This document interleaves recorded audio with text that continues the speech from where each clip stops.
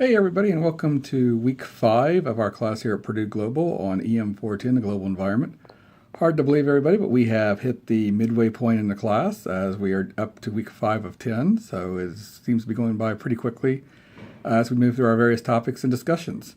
This week, reminder of what we got going on. We do have a weekly quiz. We do have a weekly seminar, so we will have a seminar this coming Monday night.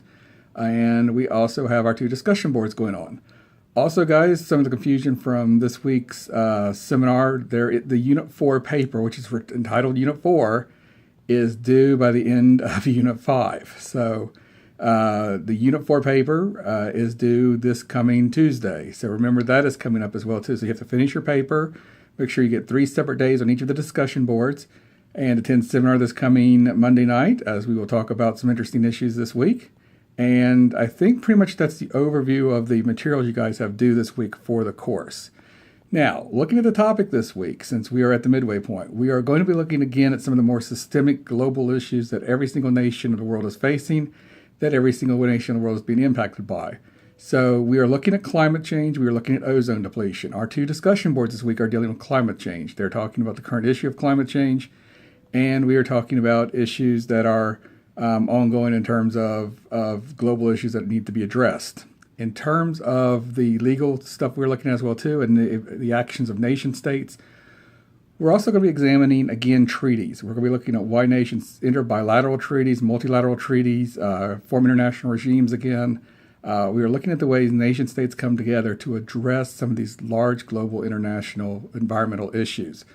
But we're going to take it from a different angle this week a little bit. We are going to be looking at, yes, we have treaties. Yes, we have agreements, and these things should be addressing a lot of the global problems we talk about because nations have resources. Nations have the ability to put money and different things toward these issues we're facing. But oftentimes we don't, and oftentimes the treaties, like we talked about last week, become ineffective a little bit. We have issues of non-compliance. We have issues of bad actors. So we are going to address that issue this week. We want to look at, why do treaties fail? Why do nations sign treaties, and most of them sign most of the treaties, and then have no intention or don't even come close to meeting their standards and their agreements that they have made under these treaties? What can we do about it? Do we tell these nations, don't bother to sign if you're not going to participate? If we catch them being a bad actor, what can we do about it? We talked about the enforcement issue before and how there's a lack of an enforcement issue, but is there anything we can do to make sure that the treaties are being followed by all the signatory nations that have signed these agreements? What do you do about holdout nations? We are living in a holdout nation in terms of the United States. In terms of, one of our discussion boards this week is looking at the Kyoto Protocol. We have the Kyoto Protocol, plus we have the Paris Accords.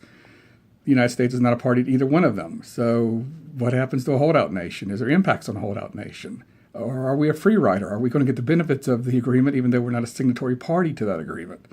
So a lot of interesting legal issues coming up again, guys, as we're looking at treaties. We're looking at international, and treaties bring up international law again. We're looking at why treaties are signed and then don't follow through, and nations don't seem to have any intention of following through sometimes. So we're looking at the negative side of treaties a little bit and the problems that treaties face when they're not being followed. So should be an interesting week this week, guys, as we examine all of these issues. Again, 2 discussion boards, quizzes coming up, having a seminar on Tuesday night, plus that Unit 4 paper is due by the end of this week.